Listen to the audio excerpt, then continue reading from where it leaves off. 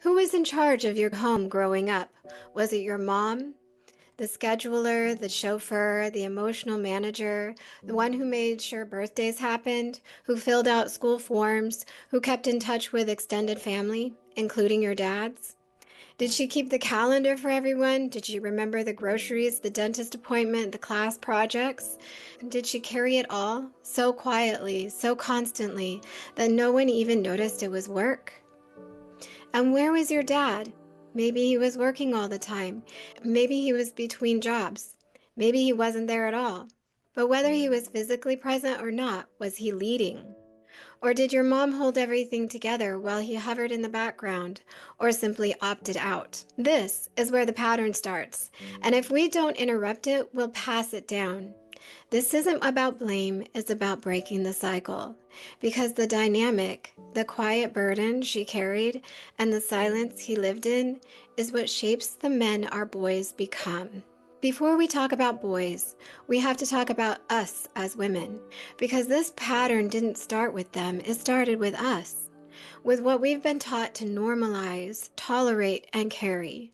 Most of us were raised to believe that love meant overfunctioning, that being a strong woman meant doing it all, managing the home, the emotions, the children, and often managing the man. And we did it because we had to. We became the emotional glue and the structural scaffolding without support, without rest, and without question. But here's the truth. When we carry everything, we leave no room for anyone else to rise. When we protect men from the consequences of their immaturity, we model to our sons that this is normal. We show them that women lead and men lean, and we call it love. But it's not love. It's legacy, and it's time to break it. When a boy grows up with an absent or inadequate father, something fundamental goes missing. But not just in the ways we expect. It's not just about a missing role model or a lack of love. It's deeper than that. It's about the loss of structure, the absence of standard, the complete failure of grounded masculine leadership. Sometimes the father is physically gone. Sometimes he's still in the home but emotionally checked out, passive, inconsistent, immature, or absorbed in his own stress, shame, or distractions. Maybe he's wounded too.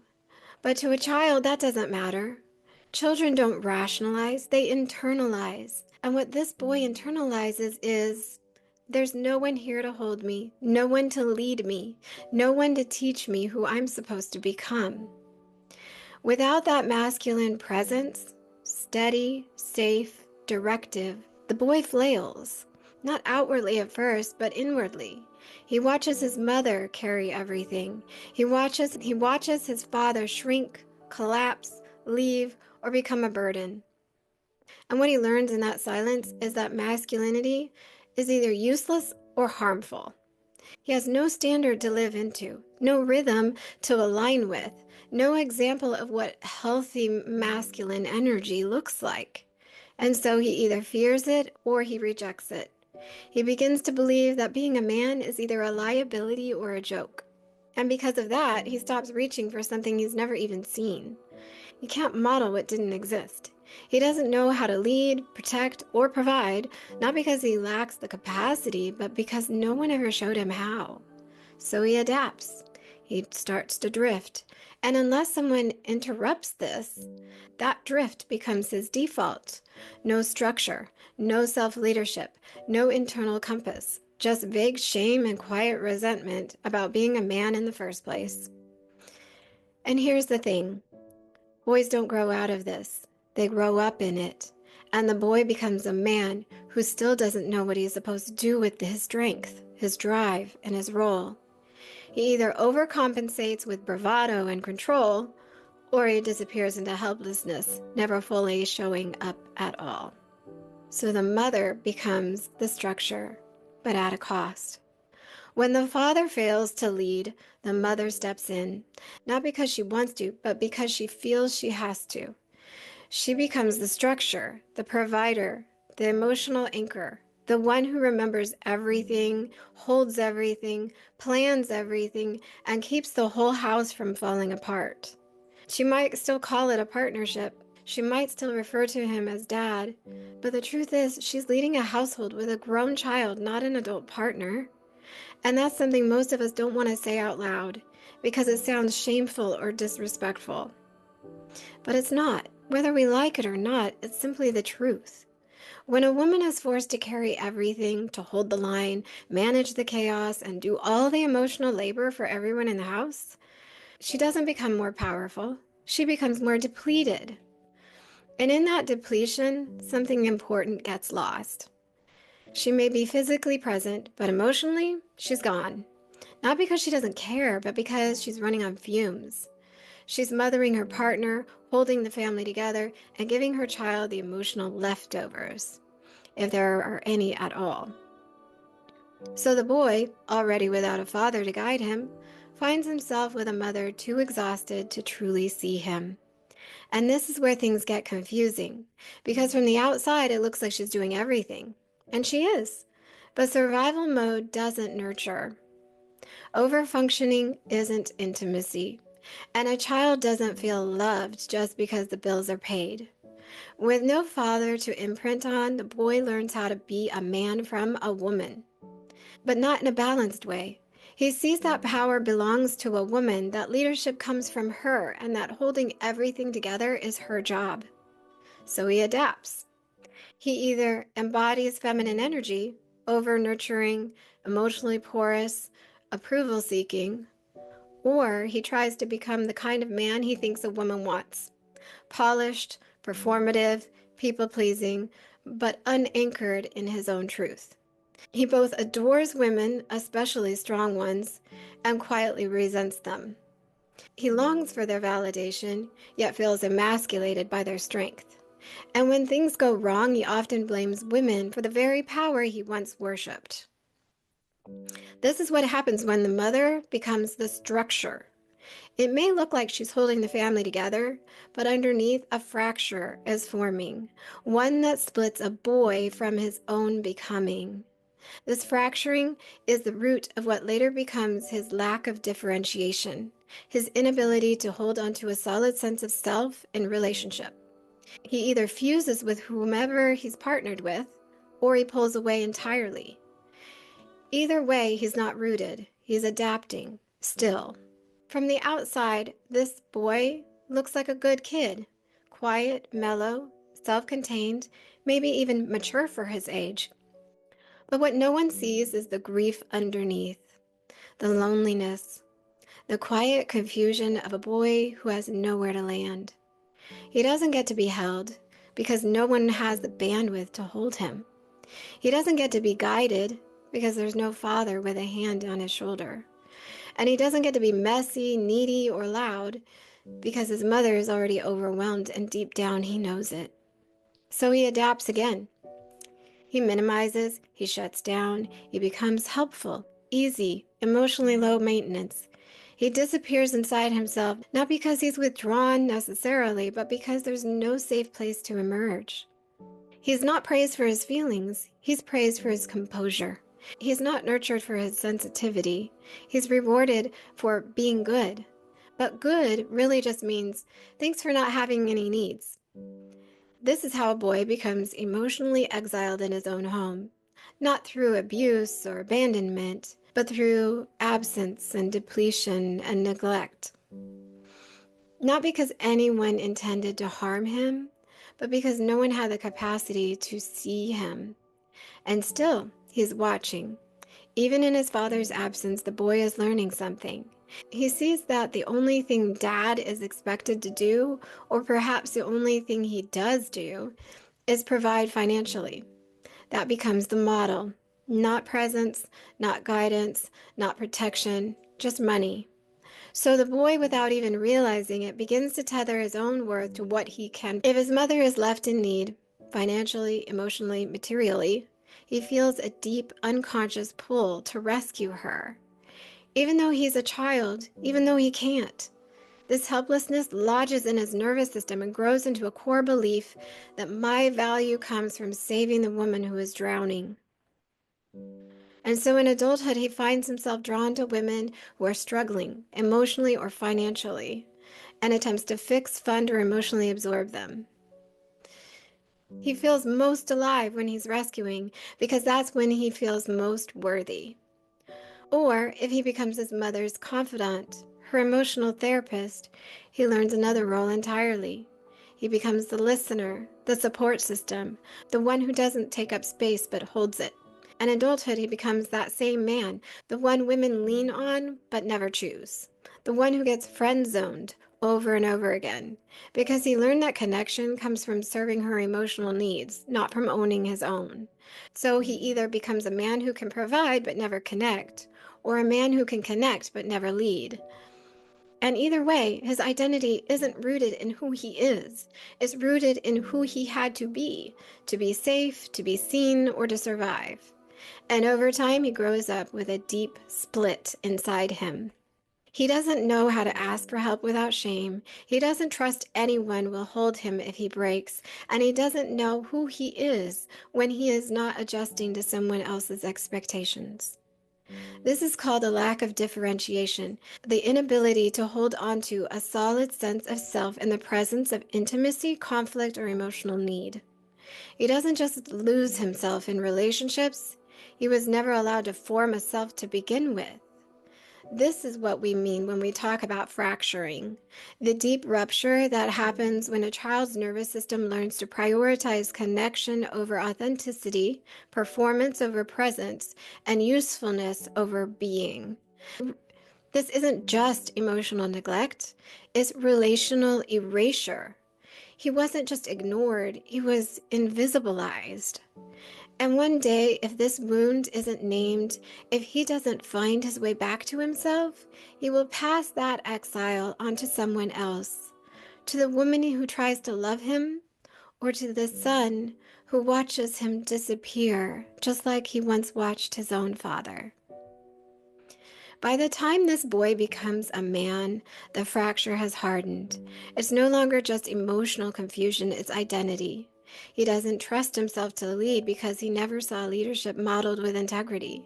He doesn't feel safe in his strength because what he saw modeled was either aggression, abandonment, or complete collapse. And he doesn't know how to take up space in a relationship without feeling like a burden. So masculinity, this thing he was supposed to grow into, feels foreign to him, like something dangerous or shameful or fake, something that belongs to other men, men who are louder, harder, colder, men he doesn't want to become, but also men he doesn't believe he can ever match. And so the shame settles in. He may cover it with humor, with charm, with compliance, with withdrawal. He may become the nice guy, harmless, gentle, emotionally fluent, but untethered. Or he may overcorrect, becoming rigid, dominant, performatively masculine, trying to earn his way out of the hollow. Either way, he's still fractured, still seeking approval, still confusing performance for power.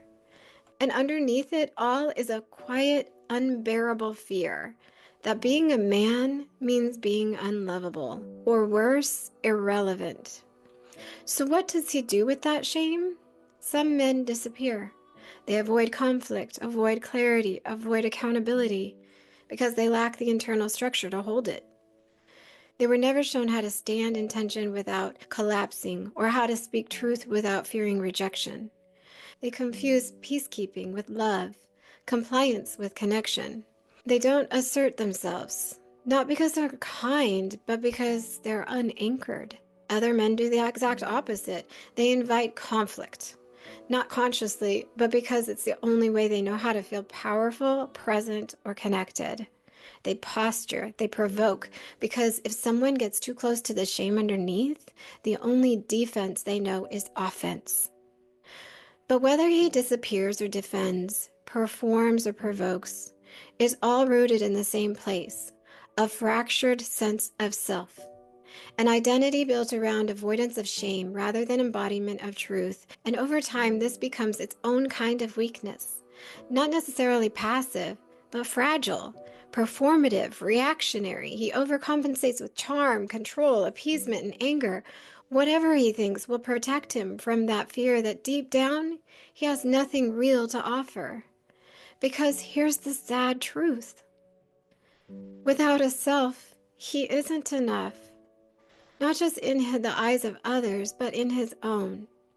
Because you cannot build intimacy with a man who isn't fully in his own life. You cannot be met by someone who has no anchor inside himself. What a woman wants isn't a performance. It's not about how nice he is. It's not what he could provide. It's not how emotionally intelligent he sounds. What she wants is him, his presence, his essence, his truth, his individual person. But he can't give her that because he traded it away, the very core of who he was, in his earliest attempts to stay connected, to be chosen, to be safe. That's the shame. Not just of being a man, but of being a man with nothing inside. No inner ground to stand on, no real self to return to. And that shame doesn't go away just because someone loves him. It only dissolves when he stops running from it and begins the long, slow work of reclaiming who he was before he learned to disappear. If this wound goes unnamed, if this man never reclaims the self he lost, he will eventually hand that fracture down to someone else. He doesn't mean to. He may even have good intentions. But the truth is, you can't give what you don't have. And if no one ever taught him how to hold himself, emotionally, mentally, spiritually, he won't know how to hold anyone else. So what does he do? He finds a woman, a strong one who reminds him of his mother in all the ways he never resolved. And without realizing it, he hands her the weight of his selfhood. He expects her to lead, to initiate, to soothe, to structure. He mistakes her overfunctioning for love because that's the only love he's ever known. At first, it might work. She may even feel powerful, chosen, needed. But eventually, she starts to feel what his mother once felt: exhausted, unsupported, alone. And here it comes again, the moment when the cycle tightens, where the woman becomes the structure, where the man disappears or defends, where intimacy becomes imbalance, and where a child, their child, starts to watch it all unfold. Maybe the child is a daughter who learns that women carry it all. Maybe that child is a son who watches his father orbit his mother without ever anchoring, who feels the same ache for a male figure who never quite arrives. And now the cycle repeats, not because anyone meant harm, but because no one interrupted that pattern. This is how emotional inheritance works. It isn't passed through words, it's passed through nervous systems, through the roles we unconsciously assign, through the emptiness we normalize, through the connection we try to offer, but only know how to perform. And that's not love. It's longing in disguise. It's the echo of a wound trying to make its way home. This is the moment of choice. Because once we've seen the pattern, once we feel the cost of what was passed down, we can no longer unsee it. The only question is, what now? The truth is, not everyone breaks the cycle. Some people keep reenacting the wound because it's familiar, because they don't know who they'd be without it, because they think love means performing, fixing, controlling, pleasing, disappearing. But some people stop. Some men stop waiting to be chosen and start choosing themselves. They stop outsourcing their worth and start building the self they were never guided into. They begin the work of healing, not to become someone else, but to finally come home to who they were before the fracture. Not the man they think they should be, not the man who absorbs all the traits of the woman he's with, trying to fill in the emotional gaps from childhood, and definitely not the man who confuses feminine healing spaces with actual integration. You see, a lot of men believe they have a mother wound, and they might, but what most of them are carrying underneath that is a father wound, or both. And because the father wound leaves such a massive gap in structure, leadership, and identity, they go searching for softness, trying to receive the nurturance their mother couldn't give them. But here's the trap. Leaning into feminine energy without anchoring into their own masculine core first only deepens the split.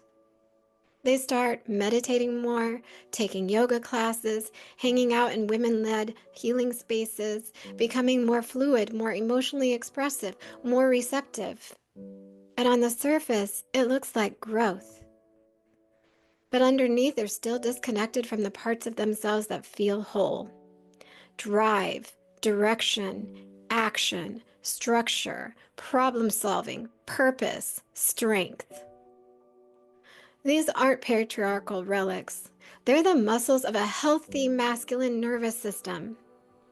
What they need isn't more softness. What they need are strong, grounded men. Men who don't collapse under pressure, but also don't overcompensate with control. Men who have direction, who lead themselves well, and who don't need to prove anything to be powerful. Men who are successful, but not performative. Gentle, but not porous. Rooted, but not rigid. That's what begins to fill the void. That's what helps a man rebuild himself from the inside out, not by abandoning his masculinity, but by finally owning it with integrity. And this is why a woman can't heal him. Not because she's not loving enough, not because she didn't try hard enough, but because she's a woman, and she can't teach him how to be a man. The only thing she can do is step out of the way, to stop carrying what isn't hers, to stop overfunctioning in the name of love, to stop mothering a grown man while her children are still watching, still learning what love is supposed to look like. Her kids need her, and here's what I had to learn in my own life. I couldn't fix this for my kids by finding a replacement father. I thought if I just brought in someone more stable, more present, more masculine, it would fill the gap. But that was never something within my power. Because it's not about making your partner change, and it's not about finding a man to model manhood for your child. It's about holding center, not trying to fill every gap, not trying to rewrite the past, but standing in truth, in presence, in the steady unlearning of the pattern you inherited from your own mother. It sounds simple, but it's not easy. Because most of us were raised to believe that our worth was in how much we gave, how much we carried, how much we could hold for everyone else. Letting go of that is a grief of its own, but it's also the beginning of something else, a new pattern, a new lineage, a new way forward. Because more than healing is expansion. When men stop outsourcing their worth, they can start building the self they were never guided into. They can stop trying to be what someone else wants and actually become whole. Integrity means wholeness, so they need to return to wholeness, return to integrity. That's what this moment asks of us. For the men, especially a father, it's not about being perfect. It's about being present, about being real, and reclaiming parts of themselves that they've abandoned just to be accepted. Their kids don't need a version of them who performs love. They need the man who knows who he is and leads from that place. For us women, partnered with a man like this, it's not our job to fix him. It's to stop overfunctioning, to stop confusing management with intimacy, to hold the line not as punishment, but as protection for your own nervous system and as an invitation for growth. And if you're a mother raising a son, especially alone, this is where the real power is. Because you don't need to model perfection either. You need to model truth. Model asking for help. Model resting. Model boundaries. Model what it looks like to honor yourself. Because that's how this cycle ends. Not with theory, not with guilt, but with embodiment. With choices made differently over and over again. With love that doesn't perform but actually arrives. Because love without presence or selfhood isn't love, it's reenactment. Women, our power is not in changing men, it's in becoming the change our children need. Stop waiting for men to grow. Our children need us now. So join me in my private Facebook group where I help smart, self-reliant women stop overfunctioning in love and start creating secure, connected relationships for themselves and their families. Inside the group, you'll find the link to join my free bi-weekly women's group coaching sessions, or you can connect with me directly in a free one-on-one direction session if you're ready for personalized support.